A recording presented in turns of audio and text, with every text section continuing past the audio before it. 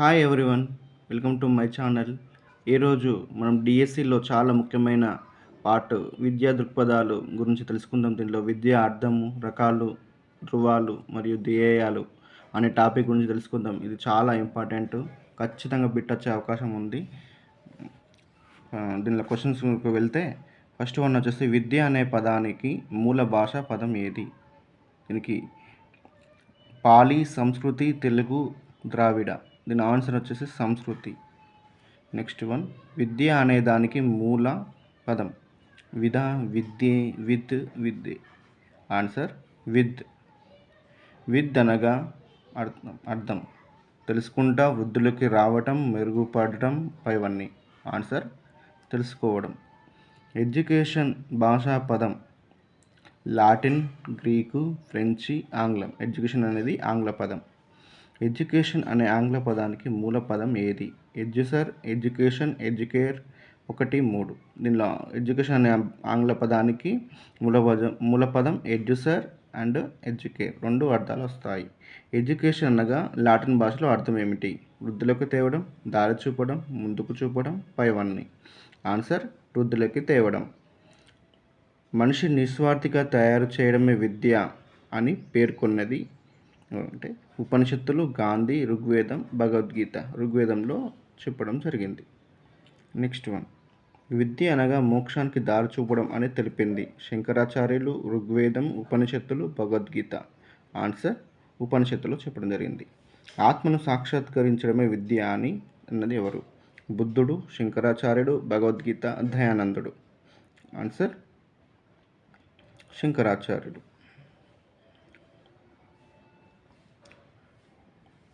విద్య నిర్వచనాన్ని వాస్తవిక దృష్టిలో నిర్వచించింది బుద్ధుడు. ఆత్మ జ్ఞానమే విద్య, అది మానవుని ప్రయోజనకారుడి చేస్తుంది అని పేర్కొన్నది. ఉపనిషత్తులు, బౌద్ధ సిద్ధాంతం, భగవద్గీత, యజ్ఞవల్కుడు. ఆన్సర్ భగవద్గీత. మనిషిని శీలవంతుడిగా తయారు చేయడమే విద్య అన్నది అరవిందుడు, దయానందుడు, పల్కుడు, వివేకానందుడు. ఆన్సర్ యజ్ఞపల్కుడు. వ్యక్తి జీవితంలో వచ్చే సమస్యలను పరిష్కరించేదే విద్య అన్నది జిడ్డు కృష్ణమూర్తి, అరవిందుడు, గాంధీ, రూసో. ఆన్సర్ జిడ్డు కృష్ణమూర్తి. ప్రతి మనిషిలో దైవత్వం ఉంటుంది, దాన్ని వెలికితీయడమే విద్య అని పేర్కొన్నది వివేకానందుడు, రాధాకృష్ణన్, గాంధీ, ప్లేటో. ఆన్సర్ రాధాకృష్ణన్. మనిషిలోని శారీరక, మానసిక, ఆధ్యాత్మిక అంశాలను బహిర్గతం చేయడమే విద్య అని పేర్కొన్నది Aristotle, Socrates, Gandhi, Russo. Gandhi. Answer ఆత్మ ఎదుగుదలకు సహాయపడేదే విద్య అన్నది అరవిందుడు, గాంధీ, వివేకానంద, ఉపనిషత్తులు. ఆన్సర్ అరవిందుడు. శీలాన్ని నిర్ధారించడమే విద్య అన్నది యజ్ఞవల్కుడు, భగవద్గీత, దయానంద సరస్వతి, గాంధీ. దయానంద సరస్వతి. దేని ద్వారా బుద్ధి వికసిస్తుందో, మనిషి స్వశక్తితో నిలబడతాడో అదే విద్య. ఆన్సర్ వివేకానంద, గాంధీ, బౌద్ధ సిద్ధాంతం, భగవద్గీత. ఆన్సర్ వివేకానంద. ఈ విద్యకు సంబంధించిన ఎవరైతే ఇట్లా నిర్వచించారో ఖచ్చితంగా టాపిక్ అనేది ఖచ్చితంగా అడుగుతాడు. ఈ అర్థాన్ని ఎవరు నిర్వచించారు అని అర్థాన్ని ఇవ్వడం జరుగుతుంది, ఈ రకంగా ఇవ్వడం జరుగుతుంది. కాబట్టి వీటన్నిటిని కంపల్సరీగా వినండి. నెక్స్ట్ వన్, అజ్ఞానాన్ని తరిమి సత్యాన్వేషణ చేసేదే విద్య అని పేర్కొన్నది Aristotle, Plato, Rousseau, Socrates. Answer Socrates. మనిషిని మనిషిగా తయారు చేసేది విద్య అని అన్నది Rousseau, Plato, Dewey, Pestalozzi. Answer Rousseau. మనిషిని మనిషిగా తయారు చేసే విద్య అన్నది రూసో. సంపూర్ణ మానవ వికాసమే విద్య అన్నది John Dewey, Emerson, Gandhi, Comenius. Answer జీవితమే ఒక విద్య అన్నది Rousseau, John Dewey, Gandhi, Aristotle. John Dewey. మనసు నియంత్రించగలిగే శక్తి విద్య అని పేర్కొన్నది Descartes, Emerson, Rousseau, Socrates. Rousseau. వ్యక్తి ఆలోచన శక్తిని పెంపొందించేదే విద్య అన్నది Descartes, Emerson, Rousseau, Socrates. Descartes. విద్య ఒక ప్రక్రియ, జీవితంలో ఒక భాగం బాల్య ప్రక్రియ జీవితాంత ప్రక్రియ. పైవన్నీ ఆన్సర్ అనేది జీవితాంత ప్రక్రియ. విద్య అనేది జీవితాంతంలో ఒక ప్రక్రియ. విద్య లక్ష్యం కానిది. సంపాదన కోసం విద్య, విజ్ఞానం కోసం విద్య, సత్ప్రవర్తన కోసం విద్య, నైతిక వికాసం కోసం విద్య. ఆన్సర్ సంపాదన కోసం విద్య అనేది విద్య లక్ష్యం అనేది కాదు. దీనికోసం మాత్రమే విద్యను బోధించాలి. బ్రతుకు తెరువు కోసం, జీవనం సాగించడానికి, శీలవంతుడి కోసం, సంపాదన కోసం. శీలవంతుడి కోసం రైట్ ఆన్సర్. విద్య అంతిమ ధ్యేయం కింది వానిలో ఒకటి. తెలియని విషయం నేర్చుకోవడం, విజ్ఞాన్ని సంపాదించడం, మోక్షానికి దారి చూపడం, భావి భారత పౌరులను తయారు చేయడం. ఆన్సర్ భావి భారత పౌరుని తయారు చేయడం. నేటి మారుతున్న సమాజంలో విద్య దేనికోసంగా మారిపోయింది? విజ్ఞానం కోసం, సంపాదన కోసం, నైతిక వికాసం కోసం, బ్రతుకు తెరువు కోసం. ఆన్సర్ బ్రతుకు తెరువు కోసం. ఒక ప్రజాస్వామ్య దేశంలో నీవు ఉపాధ్యాయునిగా దేనికోసం విద్య అని నమ్ముతావు? విజ్ఞానం కోసం, బ్రతుకు తెరువు కోసం, మంచి పౌరుని కోసం, నైతిక విలువల కోసం. ఆన్సర్ మంచి పౌరుని కోసం. విద్య సాధారణంగా ఎన్ని రకాలు? 2 రకాలు, 3 రకాలు, 4 రకాలు, 1 రకం. ఆన్సర్ 3 రకాలు. విద్య అనేది సాధారణంగా 3 రకాలు. ఒక నిర్ణీత కాలంలో నిర్ణీత లక్ష్యం కొనసాగే విద్యను ఏమంటారు? నియత విద్య అంటారు. ఇంపార్టెంట్ ఇది. ఈ కింది వానిలో నియత విద్యకు ఉదాహరణ కానిది? పాఠశాలలు, గ్రంథాలయాలు, విహారయాత్రలు, విజ్ఞాన యాత్రలు. విహారయాత్రలు అనేది నియత విద్య కాదు. రోబో గురించి తెలుసుకున్న విఖ్యాత రోబో సినిమాను చూసిన దాన్ని నువ్వు ఏ రకమైన విద్యను పేర్కొంటావు? యాదృచ్ఛిక విద్య, దూర విద్య, నియత విద్య, ఏది కాదు? ఆన్సర్ నియత విద్య. బహుళార్థక ప్రాజెక్టు పాఠం విన్న విద్యార్థి నాగార్జున సాగర్ను సందర్శించిన అది ఏ చర్య? అది ఏ విద్య? నియత విద్య, అనియత విద్య, యాదృచ్ఛిక విద్య, దూర విద్య. ఆన్సర్ నియత విద్య. కన్యాశుల్కం పాఠం విని విద్యార్థి గ్రంథాలయంకి వెళ్ళి గురజాడ నవలను చదువుతున్నాడు. అది ఏ రకమైన విద్యగా పేర్కొనవచ్చును? సహపాఠ్య విద్య, దూర విద్య, నియత విద్య, యాదృచ్ఛిక విద్య. ఆన్సర్ నియత విద్య. గణిత పాఠం ఉన్న విద్యార్థి కంప్యూటర్ ల్యాబ్కి వెళ్ళాడు. అది ఏ రకమైన విద్య? నియత విద్య, సాంకేతిక విద్య, ఆధ్యాత్మిక విద్య, దూర విద్య. నియత విద్య. వీటి గురించి మీకు అవగాహన రావాలంటే ఫ్రెండ్స్, మీకు నియత విద్య అంటే ఏంటి, అనియత విద్య అంటే ఏంటి, సాంకేతిక విద్య అంటే ఏంటి, దూర విద్య అంటే ఏమిటి అనే టాపిక్ మీరు ఖచ్చితంగా అవగాహన చేసుకోవాలి. దాని మీద కంపల్సరీగా బిట్ వచ్చే అవకాశం ఉంటుంది.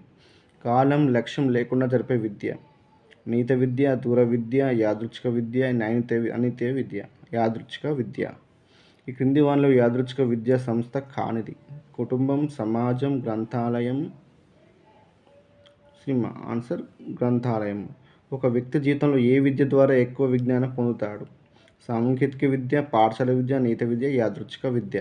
ఆన్సర్ యాదృచ్ఛిక విద్య. Next question. వ్యక్తి జననం నుండి మరణం వరకు కొనసాగే విద్య. యాదృచ్ఛిక విద్య, నియత విద్య, జీవితాంతం విద్య, ఏది కాదు?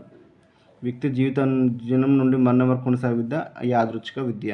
అభ్యాసకుడికి నేను అభ్యసిస్తున్నానని తెలియకుండా జరిగే విద్య. నియత విద్య, అనియత విద్య, దూర విద్య, యాదృచ్ఛిక విద్య. యాదృచ్ఛిక విద్య. రాము అనే బాలుడు పాఠశాలలో సత్యాన్ని పలుకుతున్నాడు. అసత్యాన్ని పలకడం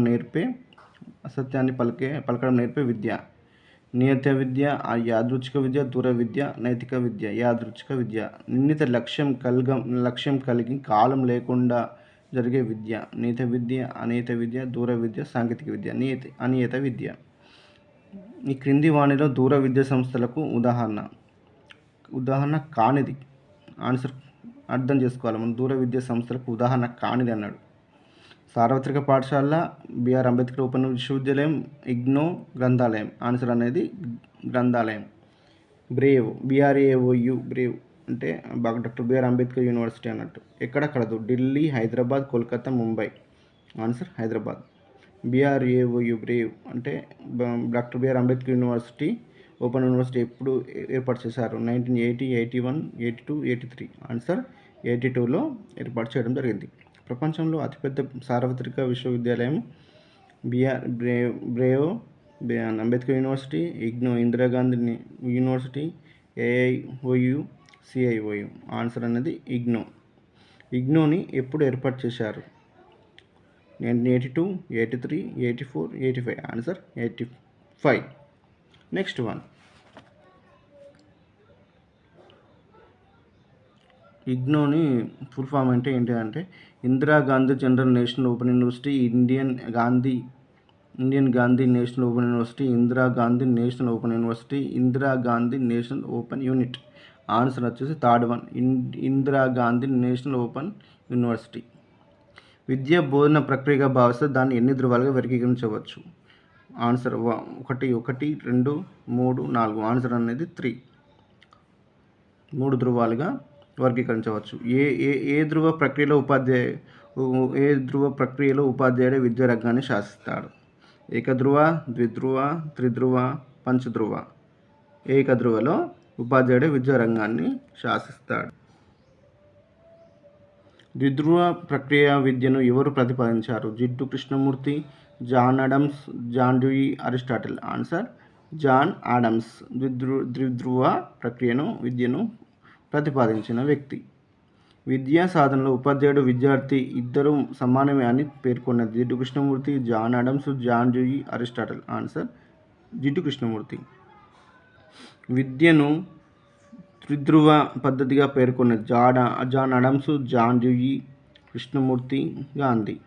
ఆన్సర్ జాన్ డ్యూయి. విద్యా త్రిధ్రువ ప్రక్రియలో ఈ క్రింది వారు ఉంటారు? విద్యార్థి, ఉపాధ్యాయుడు, పాఠ్య ప్రణాళిక, పైవన్నీ. విద్య త్రిధ్రువ ప్రక్రియలో ఇలా అన్ని భాగం అన్నట్టు. విద్యార్థి, ఉపాధ్యాయుడు, పాఠ్య ప్రణాళిక. విద్య ద్విధ్రువ ప్రక్రియలో విద్యార్థి ఏంటిది అన్నట్టు? విద్యార్థి మరియు ఇంకా సమాజం, పాఠ్య ప్రణాళిక, పాఠశాల, ఉపాధ్యాయుడు. ఆన్సర్. నేడు అమల్లో ఉన్న విద్యా ప్రక్రియ ఏకధ్రువ ప్రక్రియ, ద్విధ్రువ, త్రిధ్రువ, పైవన్నీ. ఇప్పుడు అమల్లో ఉన్న విద్యా ప్రక్రియ అనేది త్రిధ్రువ అన్నట్టు. ఏ వాదం తర్వాత విద్యను త్రిధ్రువ ప్రక్రియగా పేర్కొన్నారు? ప్రకృతివాదం, వ్యవహారిక సత్యవాదం, భావనావాదం, ఆదర్శవాదం. వ్యవహారిక సత్యవాదం. ఆన్సర్. ప్రాచీన కాలంలో ఏ విద్యా ప్రక్రియ కలదు? ఏకధ్రువ, ద్విధ్రువ, త్రిధ్రువ, పంచధ్రువ.